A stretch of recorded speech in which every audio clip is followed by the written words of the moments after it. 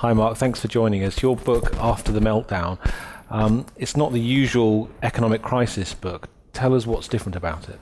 Well, the book is about the long-term consequences of the crisis. There's plenty of books on the origins, the causes, what to do in financial re-regulation, what's the future for economic growth, etc. Mine is more fundamental. It looks at basically tectonic shifts that are almost invisible. They are underneath economic reality and have to do with intellectual convictions, mindsets on government and markets, the evolution of globalization and geopolitics. And it tries to sketch what I see as the long-term consequences of the crisis period that we have had now, more than 2.5 years already. What's your criticism of current crisis policies? Well, what we have seen basically is the comeback of government as a principal economic agent. And government has never been away. But we have a different kind of government reality. It's what I call state capitalism, is where government is actually not just organizing and regulating the market, but is taking over the market, is directing the market, is steering the market. And this is a reality, obviously, in which we kind of spontaneously developed because we had the bailout scenario in the financial market, and we had the depression risk in the real economy, bringing Keynes back to life, and having stimulus policies. All this was perhaps necessary, but it has certain consequences.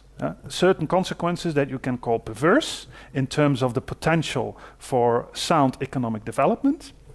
And more importantly, starting from that initial development, we have moved on. We have moved on in a situation where governments have become the active agents for new economic growth, not just combating depression, but being the agent for new economic growth in the green economy, in national industrial strategies and the like. And all these ramifications of the crisis, they have certain consequences that bode ill for the future of prosperity and globalization. What's wrong with government taking a lead in those areas, though? Well, first of all, when governments step in to become the agent of economic development, obviously they decide on political grounds. And obviously they spend taxpayer money in national interests. So you get a real arms race of national interests. Every single policy measure, whether it's bailout, whether it's stimulus, whether it's green economy, whether it's national industrial strategy, has one common denominator: it's in the national interest.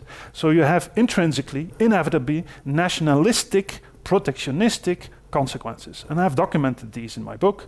They are plain for everybody to see. They lead to real arms races in, for instance, an area like the green economy, where every single country out there with money available is betting on the green economy as a hope for a new and better future.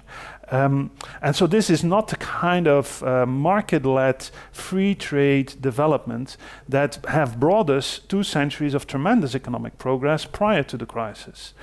Instead, it's becoming more and more the competition among states, where the big states win, where big companies win, because big companies tend to be the favored destinations of government policies.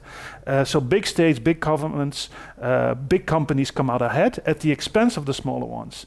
This is not the kind of economic development you want as a kind of platform for globalization. That's one criticism. Second criticism is that government is not the best possible agent for economic growth. Eventually, it will depend on trial, error, experiments, innovation, creation to have economic growth. And that is not something which a government is able to do. The government cannot try and fail. The government must succeed. The government shrinks the pool of entrepreneurial development. And by doing that, it will actually do harm in the long run for the potential of prosperity. So you have 2 big reasons why you have to be worried. One is the nationalistic tendencies. And the second is that in the long run, it's not going to help us. The Chinese model, in which we are all involving more centralized decision-making, more government-led economic development, that model works for China because it's a developing country. But once you reach a mature status, you're not going to be able to program growth. You will need innovation, creation, experiments. And we are not getting that with the kind of policies we are now adopting.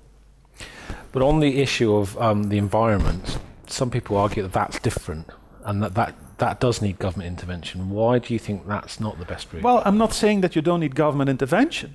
There's plenty of government intervention you want. You want the government to push the market. You want the government to impose the actual costs of certain practices, having the price mechanism work. You want the government to ensure that there is investment in fundamental research and development. But you do not want the government to take over. Instead of pushing, pulling. You do not want the government to decide what the new technology will be. That has to be the result of trial and error. We don't have the new technology ready. And so the burgeoning green economy will have the original sin of political preference. And that original sin is going to dampen its prospects for sustainable development in the future. Because it's only when you have the right technology with the best results at the best price that you're going to have a sustainable green economy. So this is not the way we should be moving forward. But at the end of the day, all this depends on our ability to have some kind of international discipline that pushes the states and their national tendencies a little bit back and brings back the spirit of 1989. Free trade, development, investment cross-border, that spirit we have to bring back. The only way to bring it back is internationally, but a big lesson from the crisis is that international governance has failed. There's not enough of it. And so in that reality, you are left with the states, and the states as they are today go for nationalist policies, national interests on the one hand. On the other hand, you have the big powerhouses of the future, especially China. China has always been for state-led development and has never been for market-led development. So bring those two together. On the Western side, nationalist tendencies. On the other side, the big developing countries, China, look at Brazil, similar direction. Bring these two together and it doesn't add up to a very attractive proposition for the future of global economic development. I mean, your book talks about the number of people that have been brought out of poverty by globalization before the crisis, before the financial meltdown. Looking to the future, how can we deal with those problems you were talking about to make the engine of globalization work again? Well, I have an agenda in my book, and the basic message is we have to re-establish the natural biotope of a market in the financial sector, where we have to move post-bailout to a re-regulated financial sector with competition, sound regulation, sound risk management, and the like. Secondly, in the real economy, we have to withdraw nationalist tendencies and we have to kickstart again the process of multilateral free trade, investment, etc. That will help the whole of humanity in the long run. The kind of state capitalist, nationalist policies we're seeing now, that will help some countries for some time. It will never help all countries all of the time.